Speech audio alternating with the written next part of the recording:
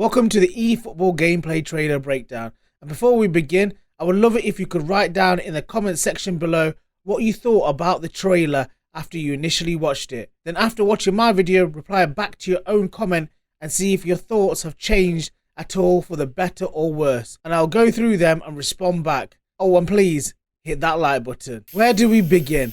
I must have watched this trailer over 20 times. And this video could have been up earlier if I wasn't sucked up in all the commotions on the socials, especially when the official channels put this image up with a linesman in the middle of the pitch. And to make things worse, it was on the official Gamescom website in full 4K glory. What the is going on? About 80 to 90% of the reactions was all negative across the board on social media, and the YouTube official trailer has over 4,000 dislikes. Wow. And why is this, you ask? Because the communication from the top down is atrocious. The presentation stank of cheap shoes, and it was only really made clear in the last week that the Fox engine is still being used for gameplay. So how are we so close to the official release, and yet there is so much more to be done by Konami? Unless this is it. Konami, you gave us the first trailer that had awful music with the narration that got boring real quick. Pique's hair was all over the place. Bad, and I really mean bad graphics showcase with 1 second gameplay, and thank God you didn't show more. The overall presentation from the first trailer was very poor, especially compared to your noisy neighbours showing sweat dripping down from Mbappe's arse. Then you have a leaker on Reddit that is pretty much almost right with everything he has said so far. Then there are some interviews by the head honcho in the eFootball department at Konami, Producer Kimura, and his latest interview being the worst of them all, as it sounds like, unless it's lost in translation, that it was his sole idea for free-to-play. It was his sole idea for cross-play on mobile, and that his people were upset about the idea, and he still doesn't know how console will be able to play against mobile, and he's not even sure if control touch and controller support will be even competing against each other in the esports tournaments. And now it's Gamescom, where we were promised bigger and better things, and I came out watching the trailer 20 plus times, having more questions than answers. I actually can't get my head around the linesman in the middle of the pitch, and the image still hasn't been taken down from Gamescom website. It's actually unbelievable. The gameplay trailer starts with Messi looking proper awkward, where the editor of the video should have cut the clip earlier. Simple job. And then comes the Star Wars credits with the worst font ever known to mankind. Worse than Comic Sans. I'd rather stick onions in my eyes than see this font and this colour. Some of the text translation is so bad also. Where is the teamwork between all the global officers that Konami have? If you need a voiceover, Konami, Night MD is your man. If you need an editor, I can edit. But a superstar like Ayrton Silva or my boy Trabelski can help out, as it does look like you're having a bit of trouble after you lost Whedon's. Time to breathe. So we spoke about the presentation, but what about the graphics? And if you've noticed so far, this video is in 4K, so you can see everything a bit clearer. So many different shots of the game. Some video shots looked absolutely superb, and yet some looked old or not even fully optimized. The Iniesta part, the Neymar part, and especially the Kubo part, where the grass looked like a giant furry tennis ball, was painful to watch. Some of the turfs looked like a year-old uncut grass pitch, and some looked completely unnatural, looking like artificial grass. But then there were parts of the trailer where the grass looked fantastic, or at least the pitch overall aesthetic looked great. So why not show us more of this? Show us just the best parts of the game. But we rarely did. Player models have improved, some more so than others. From the previous trailer, Pique looked grey with a squashed face. He looked so deranged, but now he looks fine, like he's had a shave, and it's better. On the previous trailer, you can see Konami didn't use enough or correct lighting very well on the faces and the models. But on this trailer, it seems like it has been implemented a lot more. There were still a lot of bad calls, like using Kuba as a real person, transforming him into a model character, when it really didn't look very polished at all. But then you have these other players that looked really, really good. In fact, looking at some of the screenshots from the game, the models look amazing. As good, if not better, than FIFA 21. Granted, FIFA 22 should look better than FIFA 21, but Konami hasn't finished on eFootball yet. FIFA looks like they've gone for a more arcade style look, and Konami has gone down the route of sharpness, a more realistic look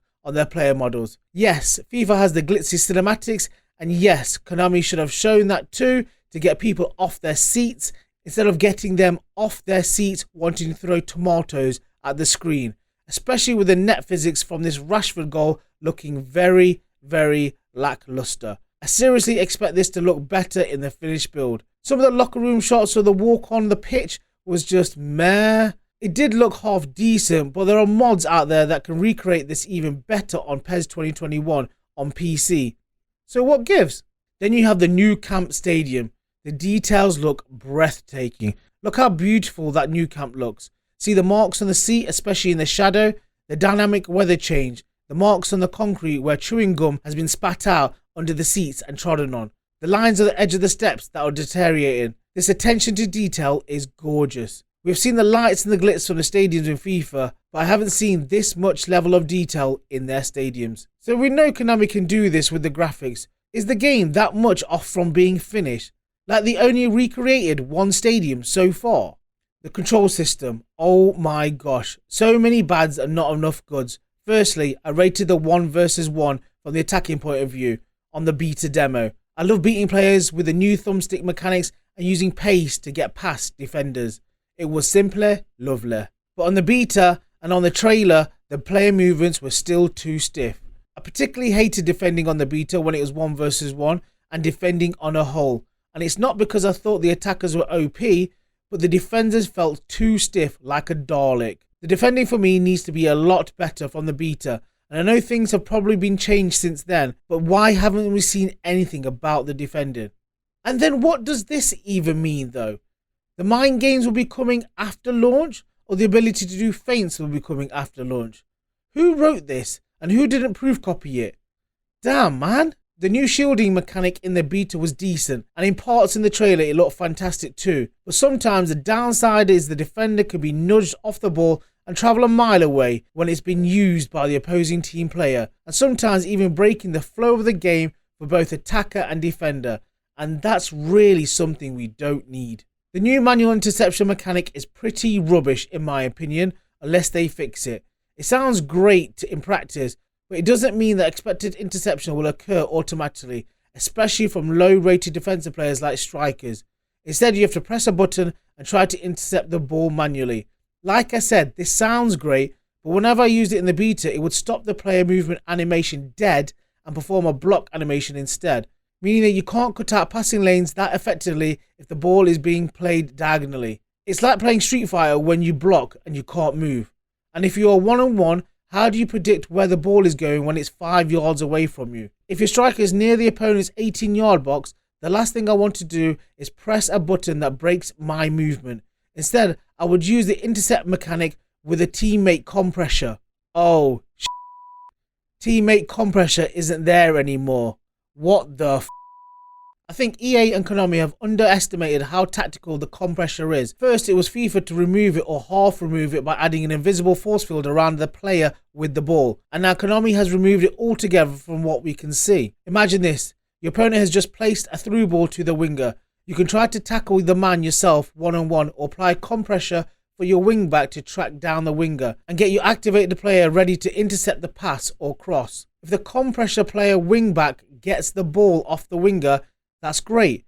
But if your com player wing back can't reach the winger physically, then you have to use your wits about you and maybe use one of the two centre backs to compressor while you protect your back line with your other centre back. It's all very skill based, because if the attacker is any good, they can find ways to get past your com teammate. Because manual select player from the analog is also missing from the control list, for sake, and of course compressor is removed, so you can't choose the player closest to your own goal.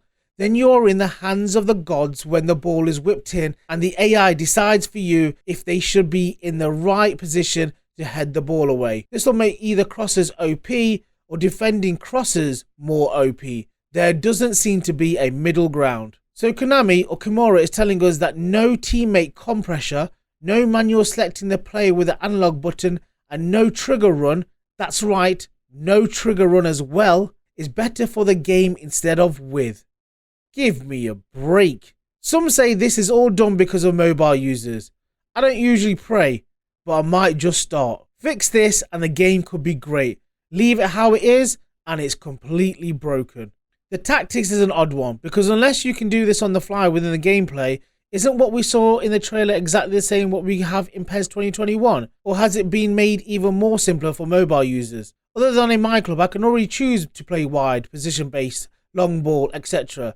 And some of the examples were just downright bad. If I'm playing out wide, why isn't Luke Shaw wide? Unless he's got a specific tactic on which he underlaps the winger. More of this information would have been useful. The rest of the tactics are self-explanatory, but the use of slow motion and just strange AI behaviour, probably because it was set to easy mode, made the game really janky and hard to watch. If I'm playing a possession-based game, how do I ever move up the pitch without trigger running my players? Even at times on cheap formations like 5 at the back requires some oomph from players. 5 at the back, lol. The one-on-one camera, well, that's going straight off if even possible. How do you mark up players and defend a counter-attack quick enough if you are still zoomed into your hairs on your big toes when the ball has been lost? Oh yeah, no manual player selection anyway, so you're doomed from the get-go. At the end of the video, there's some general improvements. One of them that we've already seen, where the ball goes out for a corner, goal kick or throw-in, and there's no blank screen or brief pause. Instead, the game feels like it's carrying on, and this really does help with the flow of the game, and greatly welcomed. Motion matching is amazing, by the way. I've been watching loads of videos on it, and in a nutshell, the AI can figure out which animation to use based on the position and the direction of the player, and what action will be done next depending on the input of your controller. It's like a big database full of animations. It's similar to what FIFA touted, but I believe it was first used in Unreal Engine before Hypermotion. Both Konami and FIFA are using 2 game engines, Konami with Unreal on Fox and EA with Frostbite and Hypermotion. Of course, the ball physics are great as usual. It's almost given with every PES or eFootball games nowadays, where in FIFA it's been just horrid for years. And still is. And the last thing that we never ever see from Konami, and I very much doubt they will live up to their expectations on this, is to keep community feedback alive. They haven't done much in the last 2 years and counting. Why would they start now? There is a real need of change when it comes down to feedback, translation and inclusion of fans and content creators around the world. And with every platform under the sun to play on, the constant feedback will be on next level. I hope they have a good CRM system. And my final thoughts on this, guys. Majority of us, even if we try not to, judge a book by the cover, and the presentation of each of these trailers so far represents that book cover, and the cover is really, really bad. For me, the majority of the graphics will be fixed. The graphics need to be a lot better across every pitch and not just some. More and better communication needs to happen, like how will they stop lag cheaters on the PC? The control system needs to be looked at properly, because right now I can still feel the pain from the beta demo when defending, and broken mechanics that stop the flow of the game. And the next trailer really needs to bang, because it's so heartbreaking to see 80 to 90% of the fans just killing socials with negative feedback. I've never seen anything like this, and I've been playing video games for years. Have you guys ever seen anything like this? There you have it, guys. Let me know what you think to the video and what you think to the trailer. Are you still excited for this? Do you think this is the end of the road for you? Would love to hear what you think. Remember, you can catch me on all the major socials if you want to chat. Have a great day. Let's hope the game we love so much turns out to be great in September. Catch you on the next one. Pow, pow.